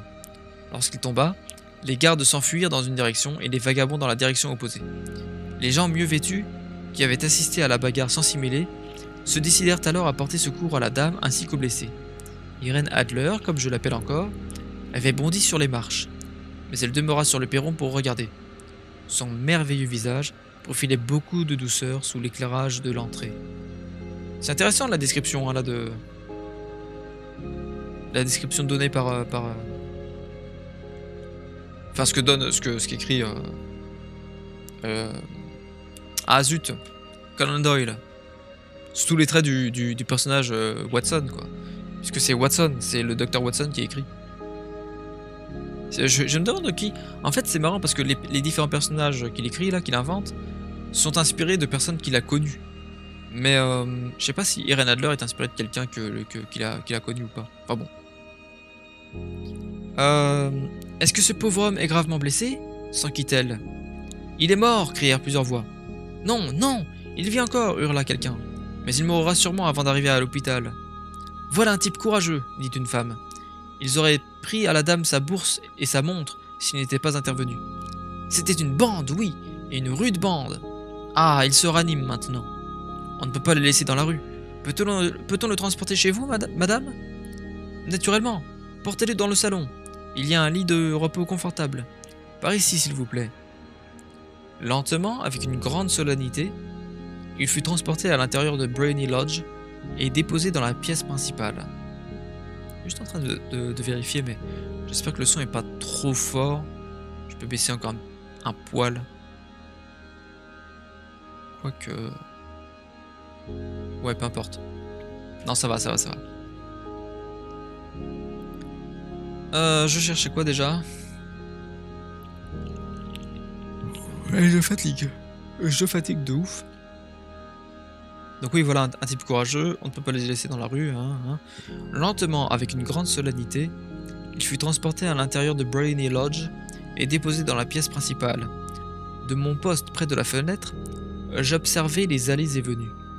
Les lampes avaient été allumées, mais les stores n'avaient pas été tirés, si bien que je pouvais apercevoir Holmes étendu sur le lit. J'ignore s'il était à cet instant, lui bourrelé de remords, mais je sais bien que moi, pour ma part, je ne m'étais jamais senti aussi honteux que quand je vis quelle splendide créature était la femme contre laquelle nous conspirions, et quand j'assistais aux soins pleins de grâce et de bonté qu'elle prodiguait aux blessés. Pourtant, ça aurait été une trahison et la plus noire à l'égard de Holmes si je m'étais départi du rôle qu'il m'avait assigné. J'endurcis donc mon cœur et empoignai ma fusée fumigène. Après tout, me dis-je, nous ne lui faisons aucun mal et nous sommes en train de l'empêcher de nuire à autrui. Holmes s'établit sur son séant et je le vis s'agiter comme un homme qui manque d'air. Une bonne courut ouvrir la fenêtre. Au même moment, il cria à la main. Qu'est-ce que je raconte? Au même moment, il leva la main. C'était le signal. Je jetai ma fusée dans la pièce et criai « Au feu !» Le mot avait à peine jailli de ma gorge que toute la foule des badauds qui stationnaient devant la maison reprit mon cri en chœur « Au feu !» Des nuages d'une fumée épaisse moutonnaient dans le salon avant de s'échapper par la fenêtre ouverte. J'aperçus des silhouettes qui couraient dans tous les sens. Puis j'entendis la voix de Holmes affirmer que c'était une fausse alerte. Alors je me glissai parmi la foule et je marchai jusqu'au coin de la rue. Au bout d'une dizaine de minutes, j'eus la joie de sentir le bras de mon ami sous le mien et de quitter ce mauvais théâtre. Il marchait rapidement et en silence. Ce fut seulement lorsque nous empruntâmes l'une des paisibles petites rues qui descendent vers Edgware Road qu'il se décida à parler. Décidément, ce soir, c'est... Moi j'ai préparé la scène et tout le monde s'en fout. Hein, non, le mec. Bah c'est comme ça. Hein, comme ça, hein, c'est... Et si jamais sur YouTube, mais au moins sur YouTube peut-être que ça intéressera des gens de... On verra bien, hein, c'est pas... Je tente des trucs, hein, de toute façon, c'est... Au moins vraiment le grand avantage moi avec la scène, c'est que là c'est pour le cadre notamment, et même avec les images, les différentes images affichées, j'arrive à mieux comprendre comment tout ça fonctionne. Donc ouais, c'est bien quoi, je veux dire c'est... Bref, j'essaierai vraiment d'apporter le cadre comme ça et de le... Enfin les deux cadres là pour le chat et puis le reste là, afin de mettre des choses semblables dans les autres lives. Comme ça ce sera plus pratique pour vous. Puis bon voilà quoi. Même si j'avoue que bah moi le cadre, c'est pas un cadre...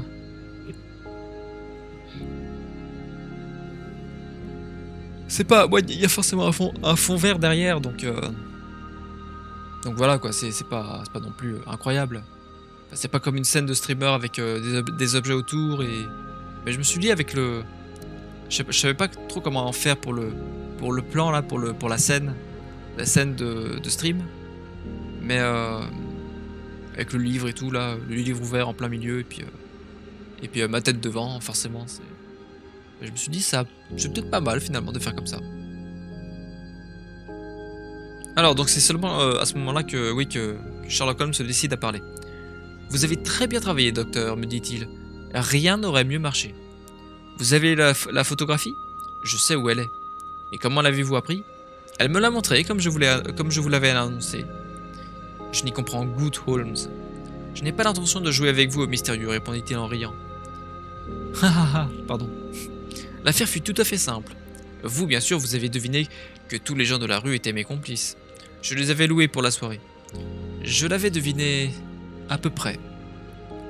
Quand se déclencha la bagarre, j'avais de la peinture rouge humide dans la paume de ma main. Je me suis précipité, je suis tombé, j'ai appliqué ma main contre mon visage et je suis devenu le piteux spectacle que vous avez eu sous les yeux. C'est une vieille farce. Ça aussi, je l'avais soupçonné. Ils m'ont donc transporté chez elle. Comment aurait-elle refuser de me laisser entrer? Que pouvait-elle objecter? J'ai été conduit dans son salon, qui était la pièce, selon moi, suspecte. C'était ou le salon, ou sa chambre, et j'étais résolu à m'en assurer. Alors j'ai été couché sur un lit, je réclamais un peu d'air, on a dû ouvrir la fenêtre, et vous avez eu votre chance. Comment cela vous a-t-il aidé? C'était très important. Quand une femme croit que le feu est à sa maison, son instinct lui commande de courir vers l'objet auquel elle attache la plus grande valeur pour le sauver des flammes. Il s'agit là d'une impulsion tout à fait incontrôlable, et je m'en suis servi plus d'une fois. Tenez. Après, je sais pas si c'est vrai. Hein. Je sais pas du tout si c'est vrai ça, mais c'est possible, hein, c'est probable. Oui, une impulsion tout à fait incontrôlable.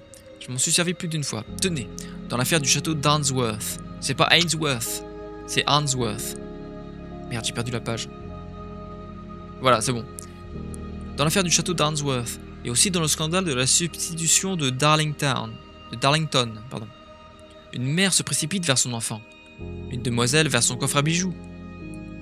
Quant à Notre-Dame d'aujourd'hui, j'étais bien certain qu'elle ne possédait chez elle rien de plus précieux que ce dont nous étions en quête.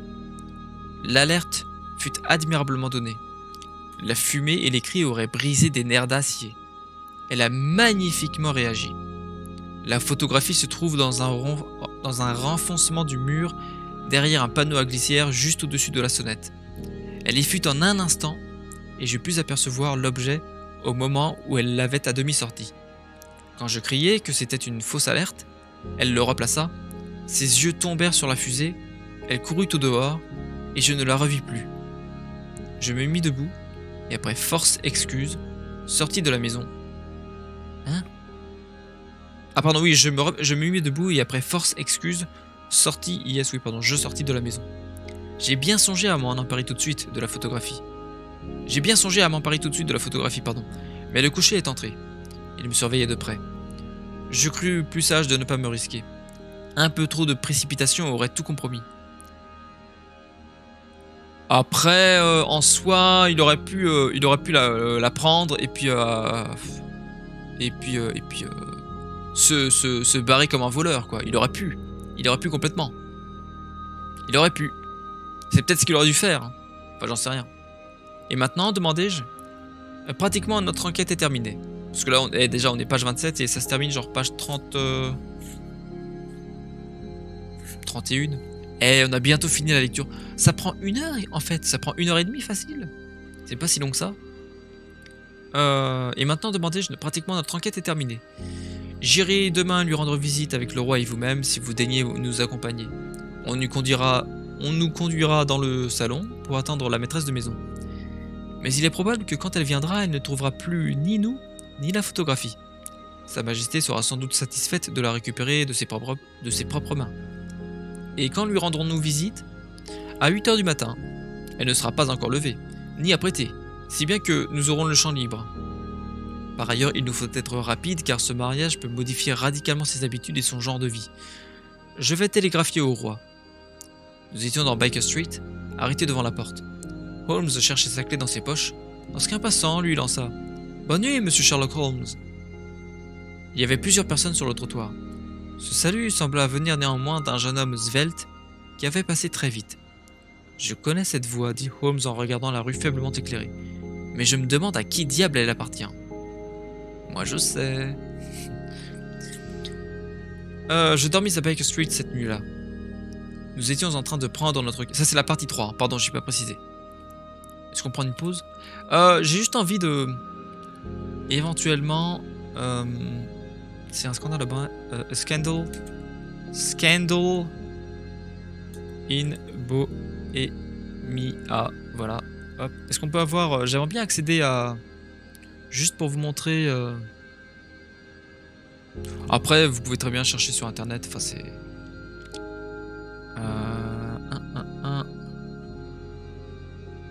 Parce que moi, typiquement, dans l'image d'intro-outro, je me suis inspiré de le... Enfin, j'ai pris une image de...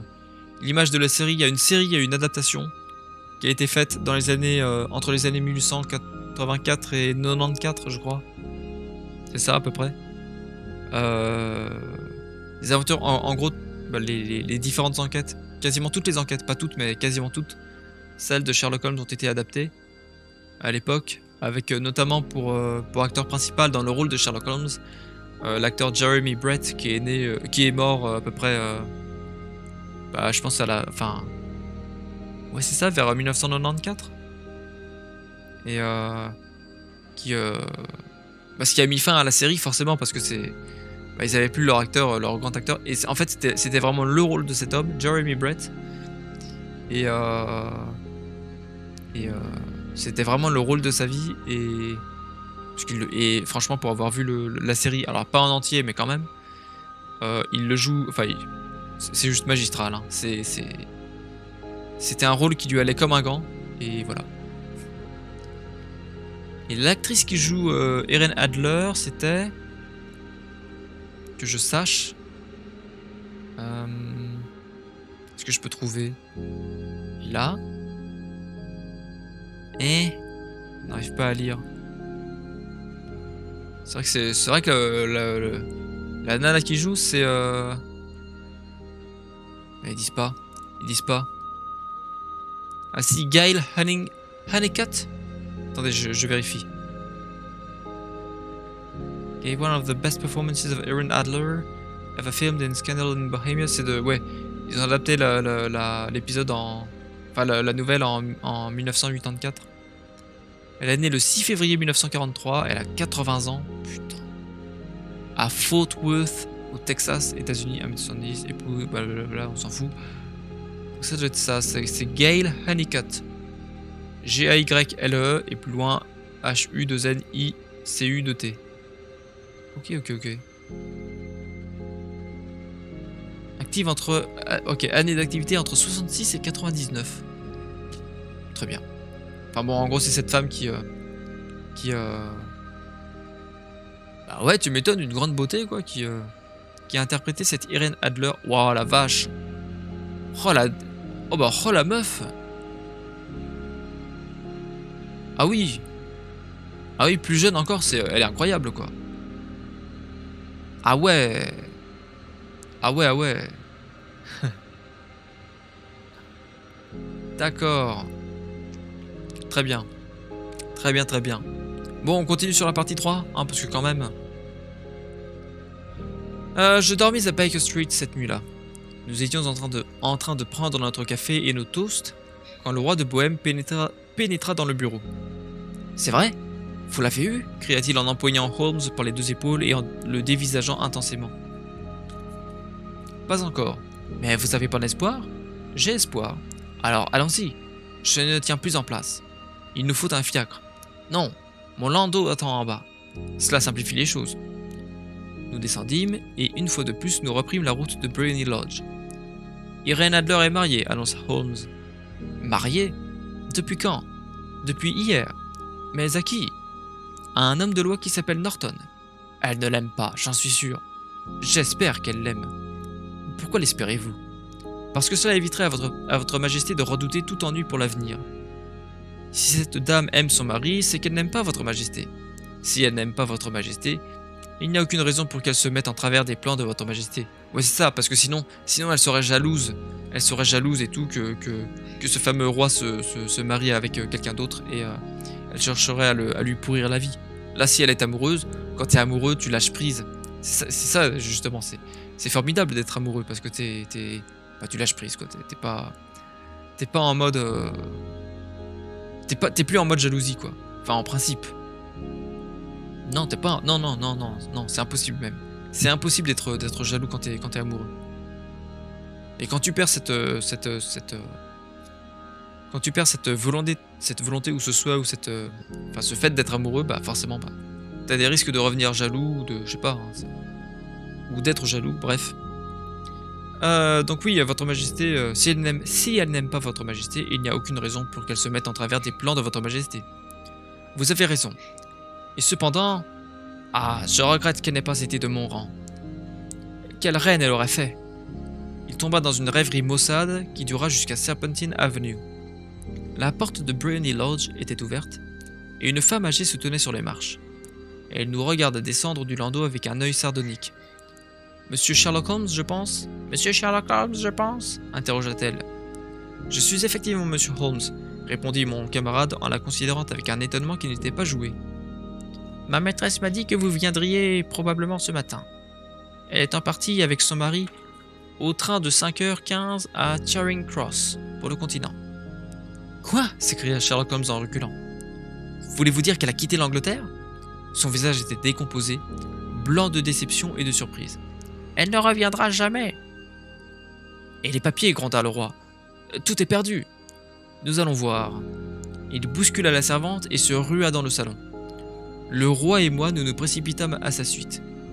Les meubles étaient dispersés à droite et à gauche, les étagères vides, les tiroirs ouverts. Il était visible que la dame avait fait ses malles en toute hâte avant de s'enfuir.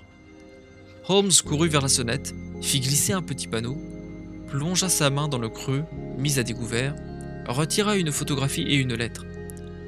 La photographie était celle d'Irene Adler elle-même en robe du soir. Ouh, attention, en robe du soir. La lettre portait la suspicion suivante. La suscription, pardon. La suspicion, je sais même plus parler. La lettre portait la suscription suivante. À Sherlock Holmes, qui passera prendre. Mon ami déchira l'enveloppe. Et tous les trois, nous nous penchâmes sur la lettre. Elle était datée de la veille à minuit, et elle était rédigée en ces termes. Mon cher monsieur Sherlock Holmes, vous avez réellement bien joué. Vous m'avez complètement surprise. Je n'avais rien soupçonné, même après l'alerte au feu. Ce n'est qu'ensuite, lorsque j'ai réfléchi que je m'étais trahi moi-même, que j'ai commencé à m'inquiéter. J'étais prévenu contre vous depuis plusieurs mois. On m'avait informé que si le roi utilisait un policier, ce serait certainement à vous qu'il ferait appel. Et on m'avait donné votre adresse. Pourtant, avec votre astuce, vous m'avez amené à vous révéler ce que vous désiriez savoir. Lorsque des soupçons me sont venus, j'ai été prise de remords. Penser du mal d'un clergyman aussi âgé, aussi respectable, aussi galant. Mais vous le savez, j'ai été entraîné, moi aussi, à jouer à la comédie. Et le costume masculin m'est familier. J'ai même souvent profité de la liberté d'allure qu'il autorise. Aussi ai-je demandé à John, le cocher, de vous surveiller. Il faut dire qu'à l'époque, forcément, les femmes n'ont pas la même place dans la société que maintenant. Donc c'est encore différent, quoi. Bref. Aussi ai-je demandé à John, le cocher, de vous surveiller. Et moi, je suis monté dans ma garde-robe. J'ai enfilé mon vêtement de sortie, comme je l'appelle, et je suis descendu au moment précis où vous vous glissiez dehors. Eh bien, je vous ai suivi jusqu'à votre porte. Et j'ai ainsi acquis la certitude que ma personne intéressait vivement le célèbre monsieur Sherlock Holmes.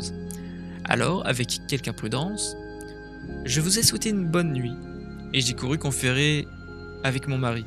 Conférer? C'est quoi comme verbe ça? Conférer tout court? Attendez. On va taper conférer.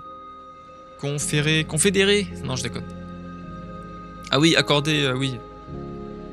Donner. S'entretenir, c'est plutôt... Comme c'est littéraire, c'est s'entretenir.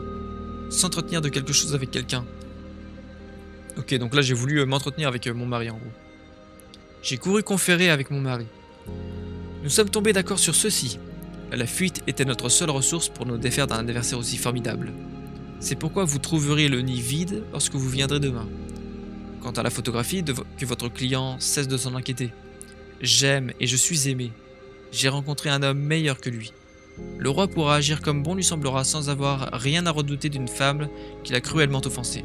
Bon, après, la meuf est un peu cinglée de vouloir s'en prendre à quelqu'un comme ça. Enfin, bref, ce que je dis, hein, la jalousie ou bref, de vouloir se venger en gros. Je ne la garde par devers moi que pour ma sauvegarde personnelle. Ah oui, elle garde la photographie. Je ne la garde par devers moi que pour ma sauvegarde personnelle, pour conserver une arme qui me protégera toujours contre les ennuis qu'il pourra chercher à me causer dans l'avenir. Je laisse ici une photographie qui lui plaira peut-être d'emporter. Et je demeure, cher monsieur Sherlock Holmes, très sincèrement vôtre. Irene Norton, née Adler. Et là, il reste pas grand-chose. Hein. Il reste pas grand-chose. Là, dans 5 minutes, c'est plié. Hein. C'est même pas 5 minutes. Comme quoi, le stream va être court. Hein, mais bon. Quelle femme! Oh, quelle femme! S'écria le roi de Bohême quand nous eûmes achevé à la lecture de cet épître. Ne vous avais-je pas dit qu'elle était aussi prompte que résolue? N'aurait-elle pas été une reine admirable? Quel malheur qu'elle ne soit pas de mon rang! D'après ce que j'ai vu de la dame, elle ne semble pas en vérité du même niveau que votre majesté, répondit froidement Holmes. Ouh. Oula. Et en même temps, c'est vrai. Elle est plus subtile. Je regrette de n'avoir pas été capable de mener cette affaire à une meilleure conclusion. Au contraire, cher monsieur, cria le roi. Ce dénouement m'enchante. Je sais qu'elle tient toujours ses promesses. La photographie est à présent aussi en sécurité que si elle avait été jetée au feu. Je suis heureux d'entendre votre majesté parler ainsi. Et, oui, c'est vrai que Sherlock Holmes, forcément, c'est la douche froide pour lui. Mais bon. J'ai contracté une dette immense envers vous. Je vous en prie, dites-moi de quelle manière je puis vous récompenser. Cette bague. Il fit glisser de son doigt une émeraude et la posa sur la paume ouverte de sa main. Votre majesté possède quelque chose que j'évalue à plus cher, dit Holmes. Dites-moi quoi, c'est à vous. Cette photographie. Le roi le contempla avec ahurissement. La photographie d'Irène? Bien sûr, si vous y tenez. Je remercie votre majesté. Maintenant, l'affaire est terminée. Ça signifie la fin de la lecture, hein, bien sûr. Maintenant, l'affaire est terminée. J'ai l'honneur de souhaiter à votre majesté une bonne matinée. Il s'inclina et se détourna sans remarquer la main que lui tendait le roi. Bras dessus, bras dessous, nous regagnâmes Baker Street. Et voici pourquoi un grand scandale menaçait le roi de Bohême et comment les plans de M. Sherlock Holmes furent déjoués par une femme. Ah, une femme. Bref. Il avait l'habitude d'ironiser sur la rouerie féminine. Depuis ce jour, il évite de le faire. Et quand il parle d'Irène Adler, ou quand il fait allusion à sa photographie, c'est toujours sous le titre très honorable de « La femme ». Et c'est ainsi que s'achève cette nouvelle du scandale en Bohême. Bon, moi franchement j'apprécie de passer un petit moment comme ça de lecture et de faire un petit stream, un petit live lecture. Je pourrais continuer, hein, on pourrait continuer jusqu'à minuit et lire une seconde nouvelle. Est-ce que ça vous tenterait? Moi j'ai plutôt envie de passer à autre chose, mais en fait je suis tout seul là à lire, donc enfin je suis y a personne d'autre qui se manifeste, enfin y a personne dans le chat ni rien, donc je me dis, est-ce que c'est vraiment censé de faire 2 fois plus de lecture? Autant que ça reste... autant faire un stream lecture, enfin en gros chapitre par chapitre, plus ou moins. Et là... est-ce que... Oh putain, j'ai déjà tellement de sources dans la scène là. Est-ce que ce serait bien que je vous ajoute... Alors attendez, où est-ce que... non, merde, je me suis trompé. Ouais, c'est bon. Est-ce que... Ah ouais, non mais trop compliqué pour... ça serait le bordel. Bon bref, qu'est-ce que vous en pensez de cette petite lecture et est-ce que ça vous dit que je fasse la suite? Parce que moi j'ai très envie de faire la suite, de relire le reste du bouquin. Et donc en live, et voilà quoi. Et je pensais pas que ça durerait si peu de temps, genre 1h30 à peine. À peine. Ça a duré 1h20 à peu près la lecture. Et puis voilà quoi. Et donc c'est Gail Honeycutt qui joue Irène Adler. Donc ça je peux y replacer là. Je n'ai pas besoin après tout. Pas ce soir. Finalement ça fait que je suis capable de faire... Si c'est un live court, ça me permet de quand même faire des lives samedi. Alors ce samedi il y aura toujours Dishonored. Hein. Enfin la fin de Dishonored, le premier. Hein. On n'a pas encore fait les DLC mais pas grave. On les fera plus tard. Donc ça me permet en fait de faire des lives chaque soir, mais notamment le jeudi. Donc pas vraiment de faire une pause, mais de faire un live court par rapport aux autres lives. Et ça c'est intéressant. Bref, hein, moi je raconte ma vie là, mais qu'est-ce que je voulais dire? Ouais, on reprendra la semaine prochaine. On fera toutes les semaines, tous les jeudis. Jeudi lecture, hein, c'est comme ça que ça s'appelle. Donc tous les jeudis à peu près pendant jusqu'en début juin, on fera ce format de jeudi lecture qu'on réitérera à d'autres occasions, mais on veut pas. Comme je dis, j'ai envie que ce soit diversifié. Est-ce que le choix de la musique est le bon également pour vous? Je sais pas, hein, moi je trouve que c'est superbe pour lire. Cette musique est juste superbe pour se concentrer, tout ça. J'essaierai de varier, mais éventuellement ça sera toujours la même parce que c'est lors des jeudis lecture, parce que ça permet vraiment de se concentrer, ça. C'est vraiment très bien. Je veux dire, j'ai un choix de 8 musiques pour le jeudi lecture, mais celle-là particulièrement, ça a l'air de faire le taf. Ça prend pas trop de place, et c'est juste ce qu'il faut, quoi. Ça donne vraiment ça donne de la texture. Oh, Gail Honeycutt qui était photographiée avec Alain Delon. Mais attendez, je sais qui c'est. Mais oui, elle a tourné dans un film avec Alain Delon. Où elle jouait une Britannique, je crois. Ou je confonds. Ou je confonds peut-être avec... Ah ouais, je dois confondre avec... Mais elle a joué dans quoi avec Alain Delon? Et là, ça fait Alain Delon jeune, donc dans les années 60 ou 70. Je sais pas exactement. Incroyable. Mais quelle femme. Putain, j'avoue que elle est magnifique. Comment elle est aujourd'hui en 2023? Si on a des photos de... Bah, enfin bon, c'est pas forcément des... Elle est actrice écrivaine, ok. Actrice et écrivaine. Il y a peut-être pas de photos très récentes, mais très belle femme, ouais. Franchement, incroyable. Ouais, il y a pas de photos vraiment très récentes, mais bon, c'est pas grave. C'est pas grave. Qu'est-ce qu'on s'en fout de ça? Attendez, c'est quoi comme film là? Ok, elle a participé dans un film, ça fait années 80 ça, ce que je vois là, mais bon, c'est pas grave. C'est pas trop ce que je cherche, mais bon, tant pis. Tant pis, tant pis. Donc oui, la semaine prochaine, on fera... C'est la Ligue des rouquins, je crois. Les rouquins! Je vais te faire courir, rouquin! Est-ce que j'ai envie de lire un petit truc sur, là, un scandale en Bohème? Sur... théâtre. Ok, ça a été adapté pour la première fois en 1899 au théâtre. L'intrigue de la pièce de Sherlock Holmes de 1899, écrite par William Gillette, s'inspire de plusieurs textes du canon holmésien, dont un scandale en Bohème. D'accord. Dans cette pièce, Holmes laisse croire à un départ d'incendie qui pousse Alice Faulkner, Alice Brent dans la traduction française, à révéler la cachette de lettres compromettantes. D'accord. Le détective éprouve également des sentiments pour Miss Faulkner, rappelant... Ok, ouais, un peu comme... C'est une adaptation, quoi, au théâtre. Bande dessinée, livre audio, ah ouais! Le récit d'une durée de 56 minutes est narré par Cyril De Guilaine. Moi j'ai mis 1h30 à peine, donc 1h20 en gros, donc c'est pas... vous voyez, hein, entre 1h ou 56 minutes et 1h20, c'est à peu près la même... C'est parce que moi je lis un peu lentement, enfin je sais que je lis un petit peu lentement, mais bon. Qu'est-ce que je voulais dire? Ouais, cinéma et télévision, voilà, ça a été adapté en 1984 avec... dans la série...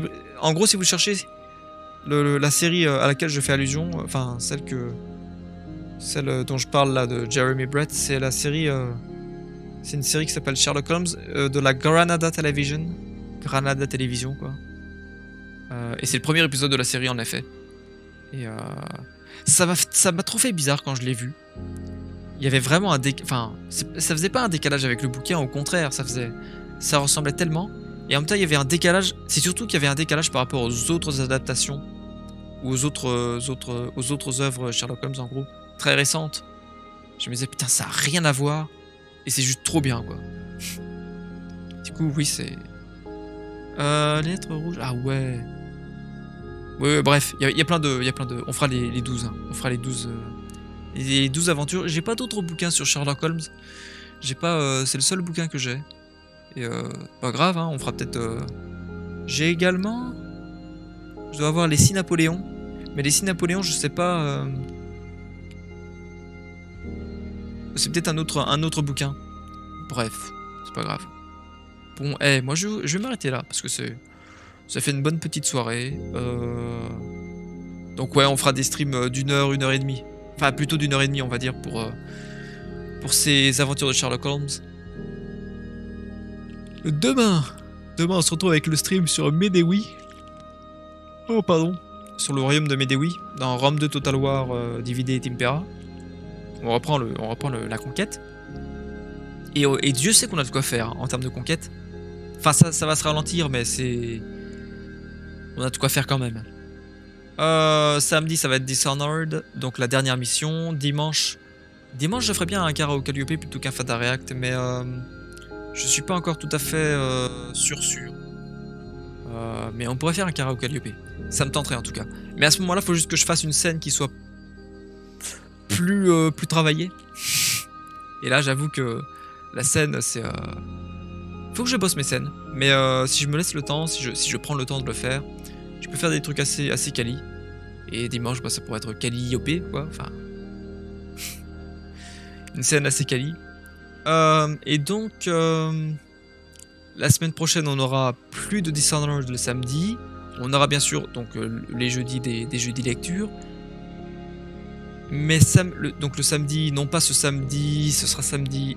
Là, le samedi qui vient de cette semaine, c'est le samedi 18. Mais je parle du samedi 25. Et les samedis qui viennent après. Eh ben, je remplacerai bien Dishonored pour une nouvelle aventure type Skyrim. Et faire... donc, il va falloir que je réinstalle les modes, enfin que je fasse une réinstallation des modes plutôt pour éviter qu'il y ait éviter que ça plante avec la partie, enfin faire en sorte que tout soit cohérent, que tout marche bien, quoi, pour éviter que le jeu plante, quoi, tout simplement comme ça me l'avait fait avec les premiers streams dans lesquels je m'étais lancé avec l'aventure qui s'appelait Il suffira de quelques septimes. Voilà. Moi je vous laisse. J'espère que c'était agréable pour vous. J'espère que vous avez aimé. Que c'était assez chill et relax et calme. Et voilà. Bah, du coup, passez une bonne soirée. Passez une bonne nuit. Et à demain peut-être. Enfin pour vous si vous me rejoignez. Pour la suite de la conquête avec le royaume d'Éthiopie, de Medewi. Ciao!